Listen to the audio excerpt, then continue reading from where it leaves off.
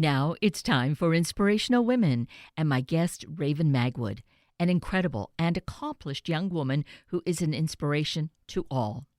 Age really doesn't have to be a factor, but Raven had begun at a young age to be disciplined and have a clear focus on where she was going. That certainly did open up doors. And the wonderful thing is that Raven realized that for it to really have meaning, she needed to share her practices with the world. So it's great to have Raven Magwood join us and discuss life, goals, and her new book, The 7 Practices of Prosperous Women. Raven Magwood, good morning. It is so wonderful to have you join us this morning. Good morning, Kate. Thank you for having me. It is such a pleasure, and I am just so thrilled that we have this opportunity to connect. I am just excited to be able to share you, your work, who you are, with our audience here in the Puget Sound in the northwest of the country. And you are an inspiration as a woman, number one. Your age, though, is also something that I find is so incredible in being a motivator because you started at a young age, but you're here in your 20s and you're accomplishing all these really grand kinds of things that you set out for yourself to do, but you're wanting to do this to share with others of us, other women, right? Yes. Yes, exactly. And you got started at a young age. Now, you're a gymnast. Do you know, or what is your understanding of how you have become such a motivator? It really, to be honest, started on complete accident. When I was 12 is when I published my first book. And at that point in time, I had become a national gymnastics champion. I had skipped 2 grades, and someone just told me to write down how I felt, write down the process of those successes. And in the midst of writing that down, I realized that I could also help people by showing them, okay, yes, I was this national gymnastics champion. I did skip these grades, but I'm also dealing with a knee disease that caused me chronic pain every single day. I also had surgeries. I also had people in my life who were negative towards me. So that turned into my first book, On to Victory, which turned into being invited to my first speech, which was actually for Stedman Graham at 12 years old. And then from there, it just kind of snowballed into more motivational speeches, and now I just published my 4th book. Your 4th book, which is so incredible. Yes. But I guess when one starts at age 12, essentially the sky could be the limit, right? As to numbers of books. Congratulations, although I'm sure you've experienced all of that sort of thing already from many people around you, and including yourself, because it's important, really, in terms of accomplishment, to recognize that and to congratulate ourselves on our steps of accomplishment. Yes. Right? No, that's very important. It really is, because sometimes we beat up on ourselves the most, and we're our own worst critics. So it is very important to look in the mirror every now and then and say, I'm proud of you, and you're doing a great job. So, yes, I strongly believe in that. So as strong as an inspirational leader as you are, Raven, do you sometimes, though, have those moments where you have to give yourself that pep talk and remind yourself and congratulate yourself? Of course. No, it happens all the time, because even though I am a motivational speaker, I am human. I'm a person, and there are situations that do try to get me down. There are times when I'm facing a lot of adversity and I don't know which way to go. And so, yes, I do have to give myself pep talks. I have to read my Bible. I have to do things that will inspire me, listen to other motivational speakers. So, yes, I try to be positive each and every day, but I am human. So there are things in life that do try to get me down. But I also believe that life isn't all about what happens to us, it's how we respond to it. So I do try my very best every day to respond in the best of my ability. Oh, I just love that particular attitude and that quote about how life is not what is dished out to us, but how we respond to it. And obviously, well, with speaking about having a problem knee, being a gymnast, obviously this was one of those things that would have been so easy to say, oh well, I have this injury or I have this problem, I may as well, not go down that path. Yes, exactly. And with that, I wanted to do gymnastics so bad. I had a goal set in my head that I wanted to go to the Junior Olympics. I wanted to go to nationals. I wanted to win nationals. So I knew that despite what I was going through, that I could make it through if I spoke with my coach and adjusted my practice schedule a little bit. There were times that I couldn't practice. I just had to sit there and condition and ice. But by adjusting my practice schedule, having a supportive coach, and really having that mindset that I was going to keep moving forward no matter what, that's what allowed me to move through that hard season of my life and still become that national gymnastics champion. And you also, in your, I'm going to still call it this short life thus far, have also been a gymnastics coach. And no doubt you've done that same kind of inspiration for other young women, for other young girls. Exactly, yes. I actually currently coach at a gym called Sparkle City Gymnastics, and my mother and I actually own the gym. So it's been a great experience to see it from the other side. Formerly, I was a gymnast. Now I'm a coach, and I get to mentor these young girls and see what their thought process is in performing these skills. And it's just been a really rewarding experience. Which is an incredible story all in its own, but it's just one part of all that's been going on in your life. Yet, this is probably, since you're mentioning the gym that you and your mother co-own, which I think is just also another wonderful experience, mom and daughter doing this together, right? Yes, Yes. yes, it is. It's been a lot of fun. Yet it has its story too, how it wasn't necessarily your goal to get this opportunity or to do this sort of thing, but it was just how you have approached life, setting goals and how other doors open and bring you to places you might not realize you were destined to be. Yes, this is very true. I would have never thought that I would be a gym owner, a gym co-owner. Things just fell into place with me doing the best with every opportunity I had been given at the time. It started off really with one of my former teammates. She was coaching at the gym and had to leave unexpectedly, and the girls would have been left without a coach. And so she knew that with my schedule, even though I travel and do different things, it's sporadic. I'm not giving a speech every single day. I don't have a book signing every single day. I'm not filming a movie every single day. So I did have time in the afternoons to come into the gym and help the girls. And I told her, okay, for 1 year, I will commit to this. And it ended up turning into 2 years with me just falling in love, not only with the girls, but with the coaches and just the concept of being that constant mentor for them. So then going into year 3, the owner at the time was getting older. I believe he was about 71 at the time. He pulled me aside and said, Raven, the girls have fallen in love with you. I love you. I look at you as a daughter. I think that you were the best person for the job to carry on the gym. And so at that time, just divinely, my mom was selling another business, and she could do a 1031 exchange to get this business. So with her investment, my sweat equity, we just changed a few things with the gym and really kept everyone on board, just changed the philosophy a little bit, and we've grown about 400% in the past 3 years. So it's been an amazing experience. Well, it sounds amazing. It sounds like a great story. And it is a great story, but it's also a true story. Yes. And I think, hearing this, we'll say, oh, well, that's great. Raven was able to do that. Well, yes, because you listened to the direction, to your heart, to those promptings, God promptings within you, and did that. That's your place. But we all, if we are open to it, have those kinds of things waiting for us. Isn't that so? Yes. Yes, I really do think so. I think the problem with a lot of us is that we see opportunities, but the opportunities look like work. so we don't go after them in the way that we would if the opportunity was just handed to us on a platter. Opportunities do take work. They take focus. It takes determination. A lot of times we can't give up in the opportunities that we have been given. It doesn't mean it's not an opportunity.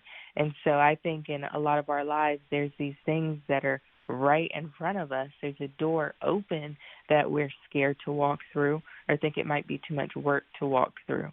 So we just have to be willing and able to walk through those doors with positive mindsets in order to get to our destiny on the other side.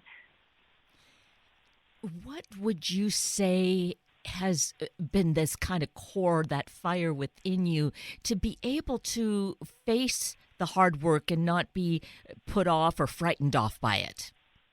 When I was younger, my parents were very big on just telling me how much work it's going to take to be successful, because I was that child that was like, I want to be a millionaire, I want to be successful, I want to be a national gymnastics champion, I want to be valedictorian.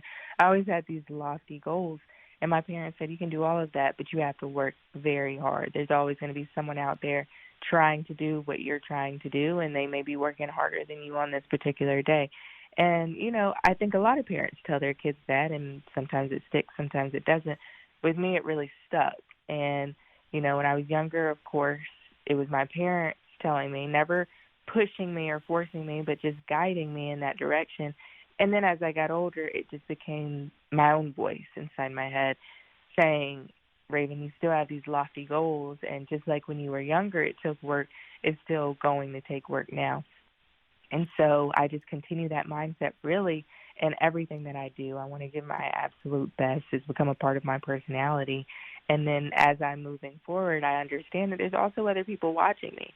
And that's what helps with that fire inside me when I get the Facebook message or the Instagram direct message from people saying, Raven, I just left your speech and it changed my life. Or Raven, I just watched something on YouTube and I'll never be the same. Or Raven, keep up the great work. I'm watching you. You inspire me. And when I get messages like that and realize how many other people are watching and being inspired, it just gives me that fire to want to do more to further inspire people.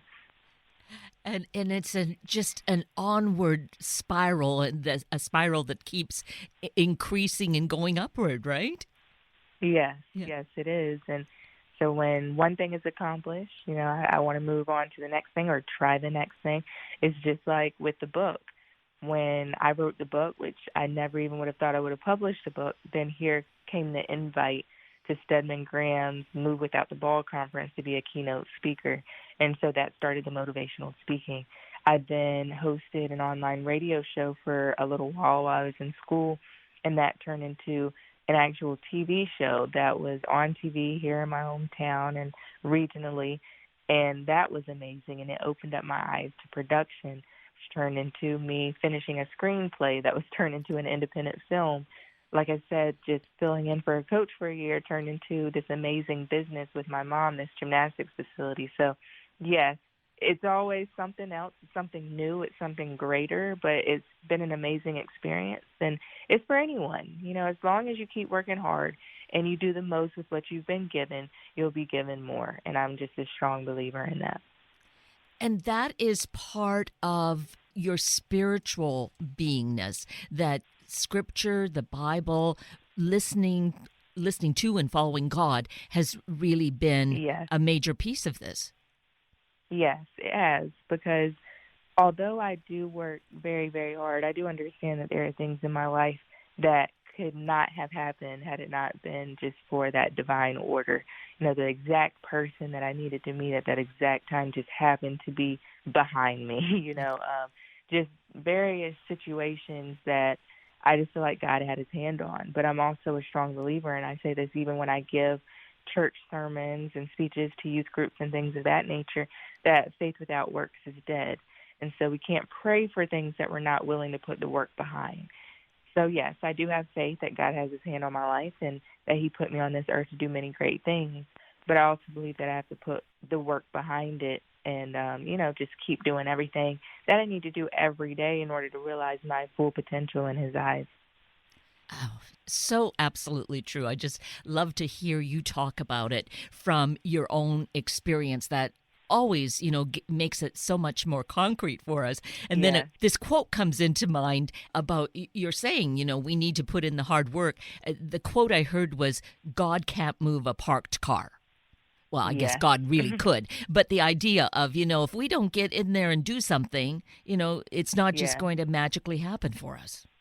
Exactly. And it's a recurring theme that I find not only with youth but with adults as well. We get the speeches from the baby boomers about the millennials in our generation, but I hear it from all ages about how a child and an adult may want something so bad. And then I ask them, what are you doing to make sure that that dream and that goal is coming true? And they can't tell me, or they're telling me all this busy work that they're doing, and it's not true work that's going to bring them closer to their goal. It's even a lot of times just not being realistic about how you're utilizing your 24 hours in order to reach your goals. I was giving a speech at a business conference one time, and someone told me they didn't have time to write their business plan. And they were telling me about, where they work at and their kids, and this is why that I can't finish my business plan. And I just decided to ask them what shows they like to watch on TV. And they had a list of probably about 6 or 7 shows that they really, really enjoy. So my next question was, are you caught up with those shows? And she said, oh yeah, of course, yes. I'm caught up with the shows. They're my favorite shows. So I'm saying, well, that's about 6 or 7 shows, so that's about 6 or 7 hours a week that you're utilizing on these shows, but you're telling me that you can't finish your business plan. And it was at that moment, it was almost like a light bulb went off. Like, wow, it's not that I don't have time. I'm not intentionally making the time for the things that I say are important to me. And if I really wanted this business plan done, I could have it done. And with her just repeating that back to me and letting me know, okay, yeah, you're right. It's not the time. It's how I'm utilizing it. It was confirmation. And I do that a lot, even with my high schoolers, my middle schoolers. I ask, what are you doing with your 24 hours? How are you utilizing your 24 hours? Because guess what? It doesn't matter what successful person that you look up to, yourself, me, we all have 24-hour days. The difference is some of us utilize those 24 hours more efficiently than others, and that's the difference between those that are super successful and those who aren't. Amen. And and that, you're right, that applies to us at any age on the whole spectrum. Even Yeah. if we're octogenarians, there's always something that we really need to be working toward in order to keep growing, because the opposite end of it is not very exciting. So growth is where we want to be, right? Exactly, it is. And when I say how hard that you have to work in order to achieve a goal, I do like to always then come and say, but you have to have balance. Because one of the questions I always get, especially from my high schoolers when I speak at schools, is, Raven, that's awesome, and I'm going to work harder, and I'm going to utilize my 24 hours better, but what do you do about fun? Do you just work all the time and you never have fun? And I'm like, no, that's not the case at all. I think it's very important that you take time to yourself. Very important that you renew your mind, your body, your spirit.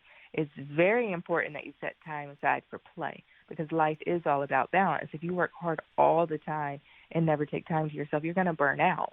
Our bodies are like cars. You can't just ride and ride and ride and drive and drive and drive without stopping every now and then putting gas in. And so, yes, I say work hard. You have to work extraordinarily hard to achieve extraordinary results, but still take that time to take time for yourself and renew yourself and have that balance. That is what's very important. Just don't go overboard. And I go back to the car example. If you're at the gas station filling up, once your tank is full, you get back on the road and you drive. You don't keep putting gas in the car and it's full. So just kind of think about that as you're going through your life, that there is that balance between work and play. You do have to work very hard, but you also do have to take time to take care of yourself. Again, so very inspiring and motivational, and it's exciting to know the response that you get from youth, from young people. In fact, you've even had the opportunity to speak to youth in juvenile detention, and that's been an inspiration to you. Yes, that was an amazing experience. My first time at a youth prison. Walking in, I did not know what to expect. I'm someone who was achieving certain things at that point in time, and now I'm walking into a room with youth who are in there for attempted murder and burglary and armed robberies. Just it was a different experience, and I didn't know would they relate to me. I didn't know what they would think of me. And so I kind of went in with no expectations. But as I was talking to these young people, they were asking me questions about how to be successful, and they were telling me what they wanted to do when they got out of there. And it was at that moment the light bulb went off in my head, and I said, you know what? I should be ashamed of myself for trying to put these kids in a box for being in this juvenile detention center. They want more for their lives. They made mistakes, yes. They may have a long way to go, yes. But at that moment, I realized that we all want to do something great in life. We don't wake up in the morning and say, I want to be mediocre. We don't wake up in the morning and say, I want to go to jail. I want to drop out. I want to be a bad mom. We don't do that. We wake up wanting to accomplish something great, wanting to be great. Now, whether we choose to put the work behind it or not, that's going to be up to us individually. But we do want something greater, and that's what those youth in that first juvenile detention center showed me. And that just really opened my eyes to wanting to speak to more youth in that situation to open their eyes, because I just really believe that when you know better and you see more, you want more. And that's what I want to be able to provide, not only to youth, but women around the world, men around the world, and anyone with a dream. And there's no holding you back. Yeah, I mean, you're definitely moving forward with that goal, with that dream for your life. Yes. So, we've talked about the fact that you've written these books. One of the main focuses, and I think we've really touched on a lot of it this morning, is one of the recent books, 7 Practices of Prosperous Women. Of course, Yes. this applies to anybody, but very specifically for women, because we can find ourselves bogged down, but also, statistics show that women are not being compensated to the same degree as male counterparts. And this really is encouraging us and showing us a way forward. Yes, it is. I would travel around the country speaking to women's groups, and I would get questions all the time about my positive mentality, about how to achieve success, how do we not give up, what do we do about the people in our lives who don't believe in us. And so that's when I really just wanted to sit down and write this new book, The 7 Practices of Prosperous Women. And with everything that's in the book, it's about really finding what your dreams and goals are and attacking those dreams and goals, and not limit yourself at all. Never limit yourself to think a man can do something and you can't do it, or you don't deserve the best in life. And so I really just break down these 7 practices for women to utilize each and every day in order to become the best versions of themselves. And we've already touched on some of it, but you, of course, have it very concretely in the book, these 7 practices. And I think the first one, visualizing the end result, is so critical because we can flounder otherwise if we aren't being specific. So talk about that one with us, Raven. Exactly, yes. Visualize the end result. It's first, because I'm just a strong believer that you have to know where you're going if you're going to get there. Now, I don't mean that you have to have every single little detail of your life planned out for years, because life happens. We have to go on detours, and things don't always happen the way that we envision them to begin with.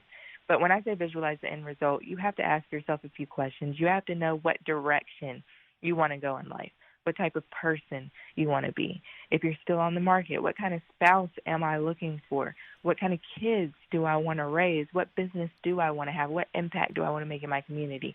Those types of questions lead you into a direction that you want to go. And when you decide on that direction, all of your actions line up in that way. So it's just very important that we visualize the end result because, once again, to go back to an example with cars, I love cars, as you can see. But when you get in your car, if there's a destination in mind, whether you put it in your GPS or whatever you do, you know the route that you need to take in order to get to that destination. We don't just hop in our cars and go anywhere. Maybe we go for a drive, but in that case, any road will get us there, right? Like there's no end result there. There's no end destination, and that's in life. If you don't know where you're going, any road will get you there. You'll let people get you in trouble. You may get distracted very easily. You may go down a wrong path simply because you don't have something to keep you on that right track. So yes, visualize the end result is the first 7 practice, and it's the most important one as far as setting the direction of your life. And within that, which I love, and it was such good reinforcement for me because I can kind of fluff that off, but I know it's important, is write down those goals. Yes, exactly. Because a lot of times we say we want something, but a goal that's not written down is really just a wish.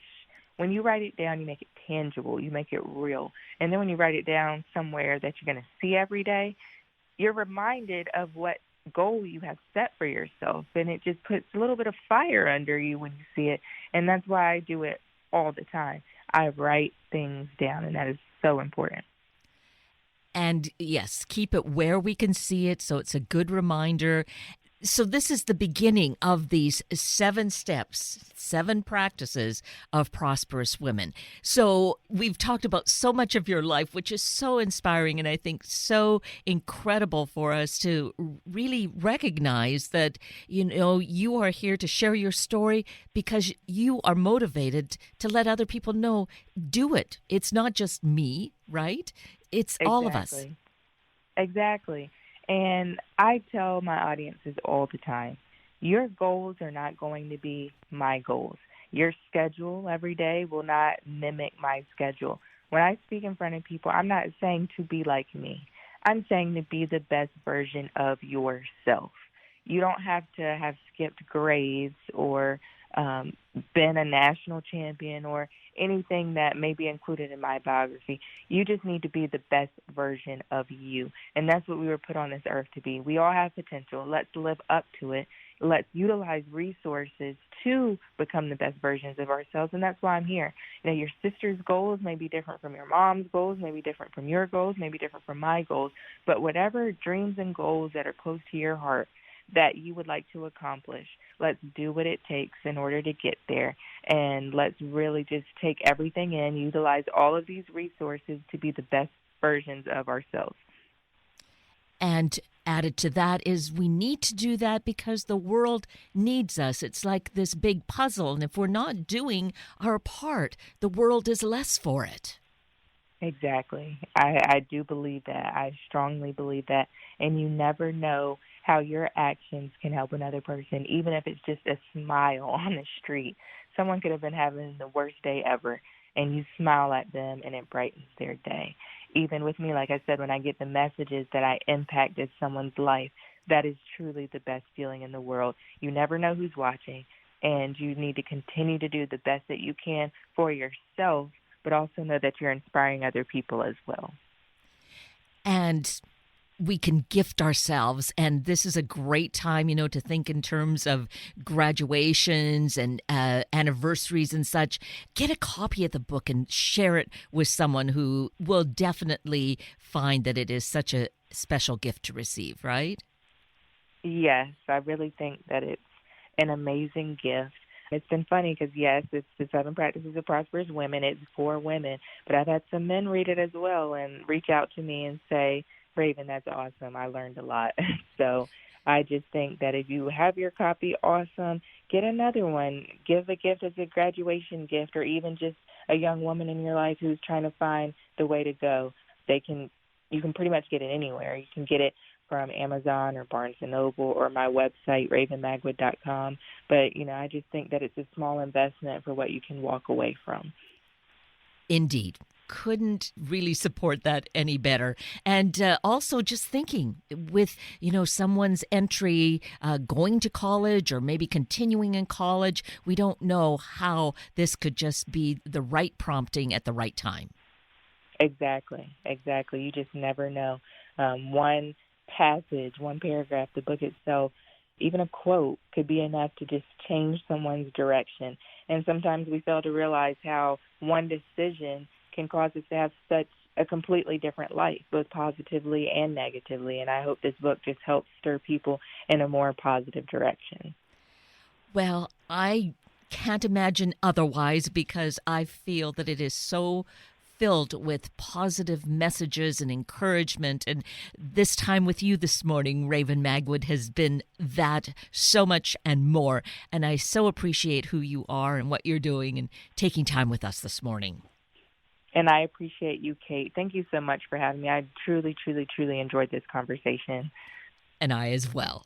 And with that, we're at the end of a very full hour of Inspirational Women with Raven Magwood and Sunday Morning Magazine with Karu Papritz. I'm Kate Daniels, your host, and I greatly appreciate your sharing this hour with me and these special guests. For details you might have missed or information you'd like to know, please just send me an email, kated@warham1069.com, and I will get right back to you.